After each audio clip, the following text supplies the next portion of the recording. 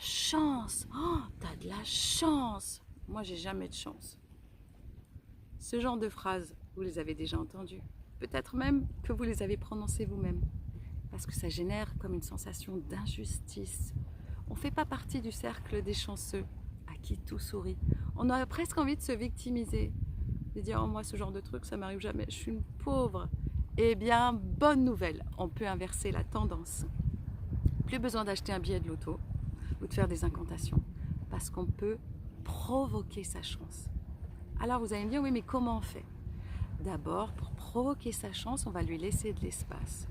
La chance, elle ne peut pas s'immiscer dans nos vies si on ne lui laisse pas de la place. Parce que si on colle toujours à nos routines, ça ne va pas bien se passer. Si on fait toujours les mêmes trajets, les mêmes sorties, il faut qu'on puisse ouvrir la porte aux bonnes surprises en changeant par exemple d'itinéraire, de moyens de transport pour rentrer chez soi, peut-être pour changer de magasin pour faire nos courses. Provoquer sa chance, c'est aussi profiter de notre réseau. On est tous reliés les uns aux autres, pas seulement sur les réseaux sociaux, mais par exemple par des réunions d'anciens élèves, par nos voisins, nos amis, notre famille. Et chaque rencontre, chaque partage peut être une chance.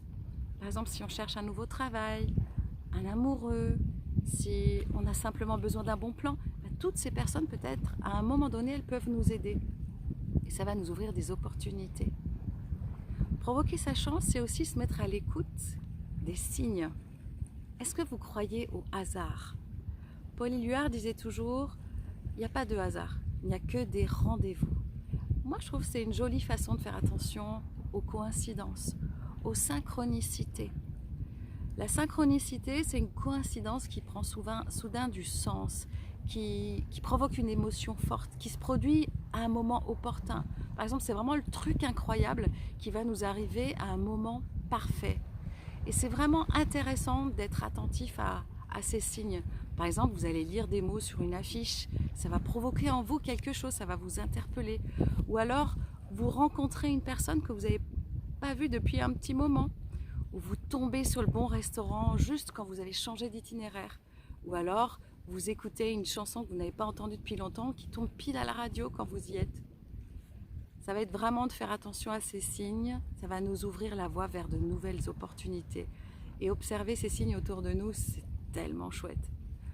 Ensuite, provoquer sa chance, ça va être aussi d'oser. Par exemple, vous avez invité des amis et vous allez oser cuisiner un plat que vous n'avez jamais testé auparavant. Si le plat est raté, c'est pas grave. Ça va être l'occasion de peut-être tester cette nouvelle petite pizzeria qui vient d'ouvrir au coin de la rue et de se dire ça peut être un endroit sympa.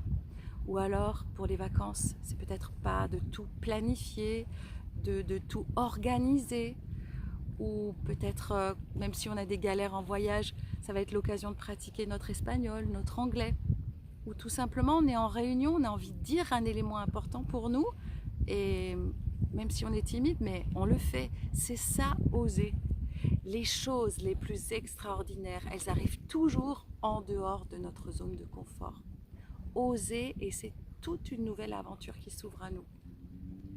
Provoquer sa chance, c'est prendre des risques, c'est se faire confiance, c'est faire confiance à la vie, la chance. On y a tous droit, si on croit en nous. À bientôt.